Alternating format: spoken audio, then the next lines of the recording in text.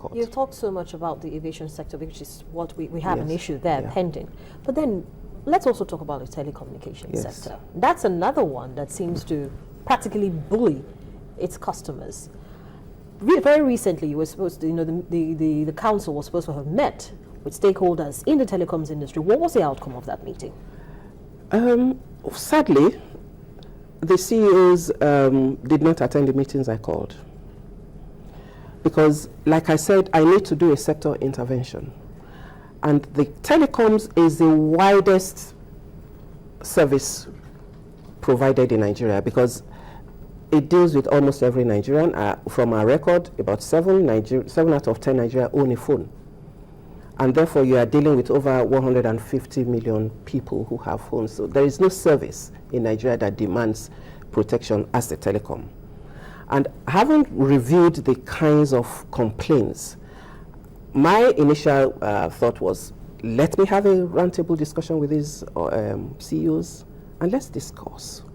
Because we need to come to a conclusion as to how we have to give value for money for telecom subscribers. However, I think it's still in the reign of impunity and I did not get the response that I want. I have the follow-up strategy that I'm planning to implement in line with the laws that I have. And so how soon will we see that strategy begin to take? Can I take everything one step at a time? I cannot solve Nigerians' problem in a year, absolutely. The myriad of consumer abuses in Nigeria, you can't even finish dealing with them in 5 years. Because over the years, nothing, and I would say minimal, has been done in every sector. So I must be able to take a sector and deal with it and know that I have moved the consumers a bit forward to a setting. But you do not have the luxury of time. Well, unfortunately, I cannot wind back the time of the events that have happened in Nigeria. I can only do what is humanly possible. And whilst I'm doing a sector, I can only move at another pace. So Nigerians have to be patient. I do not have a magic wand to solve the problems of Nigeria that have been in existence for the past 15 years when this council was established. I can't, it would be unfair for you to expect me within a year to do what should have been done in 15 years. If the pace in which I have started in 1 year is the pace in which we have been working in 15 years, we will not be here. But since it hasn't been done, I've taken up the responsibility and I realize that I have a lot on my hands, but I can only do right if I do them in segments and succeed. And I can only say now to everyone, I do not have the luxury of time. I realize that, but I cannot take 2 steps at a time and falter. But Mrs. Atoki, you might just necessarily have to start taking those 2 steps at a time because there's going to be a massive incursion of investments into the country. And so these are the same sectors they're going to be coming into. They're going to come in and meet these things on ground. And it's going to seem to them like it's business as usual. And so we'll continue to see a growing complaint, a growing piling list of consumers complaining about the same thing over and over again. No, it will not be over and over. The sectors that we have intervened will move on. The sectors that we are working on, we will deal with them. And the government needs to recognize the importance of the consumer protection and give it the adequate funding it needs. Because if we say we must move and we are not empowered to move, how do we do it? So as I'm speaking, we do not have funds to do 1/3 of what our mandate is in the act. So, and what I'm trying to do is to let the government see that there is the possibility for the potential for the CPC to actualize its mandate from the few interventions that I've carried out. So it will be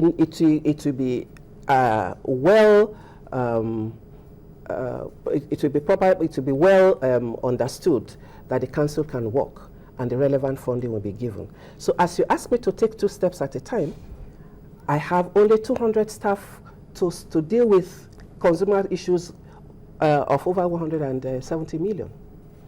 How about working with the private sector, working with non-governmental organizations, for instance, who are ready to provide the services, to ensure that the rights are protected? You were a former member of the Nigerian Human Rights Commission. So how about working with NGOs like that? How many NGOs are available and empowered to help us to move through the cronies of a country and get redress and complaints and redress? How many?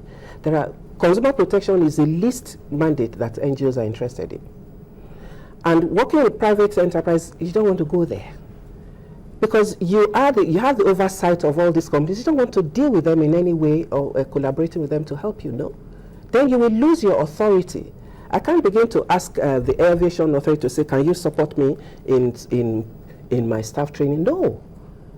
Then I cannot go over them. So government must be full. We are a special agency that has the responsibility to protect. Therefore, we cannot go cap in hand and beg for anyone to assist us. We will compromise our authority. So government must be ready to fully fund the council so that it can be independent and it can carry out its function without fear. Because once you go begging, then your other hand not necessarily begging. How do you ask them to help you? You want to partner with them. In what way? Now I need more staff. My offices are not equipped. Do I ask them to support me with computers? Do I ask them to provide me with buses on transport? I came here with some rickety transport. So what form of partnering would you anticipate that will not involve support in some financial way that will be credited in their books of having supported CPC for whatever, and then CPC, you must be a lion for to go back to them to say, I'm holding you responsible because haven't taken their money somewhere in one way or the other. So that's why there is no partnering with any of the manufacturers or providers of service as far as my policy is concerned, because I do not want my authority to be compromised. If the federal government gives us ₦1, we'll work with it. So going forward now, what should we be expecting from the CPC now? Well, the CPC will continue to do the sectoral intervention. I want to say that you should expect that your right as Nigerians should expect that their rights as consumers is on top of the agenda of the CPC. And within the challenge of funding that we have, we will continue to see some strides that you are seeing much more often. And given a short time, I believe that when all the other operators who are not even relevant begin to see that they cannot do business as usual because somebody is also looking over them, without even intervening in them, they will begin to clean their houses. Right. Well, thank you so much, Ma, for coming on the program this morning. It's been an interesting conversation. Well, I've been speaking with the Director General of the Consumer Protection Council, Mrs. Dupe Atoki, and we've been looking at consumer protection rights. A lot of times it seems as if they're not protected, but from what she said this morning, they are protected. And well, it's something that is still in the works, especially since they're short-staffed and the rest of it. But for businesses who are going to be coming in post-World Economic Forum Africa meeting, it's not going to be business as usual. So even though you come in amidst a particular situation, the CPC has its eye on you and will ensure that you do business the right way. Of course, you know that Channels Television is the host broadcaster of this event, and there will be live coverage of all sessions at this important business meeting on the calendar. Well, that's the program for today. Thank you so much for watching. I'm Harriet Agbenyi.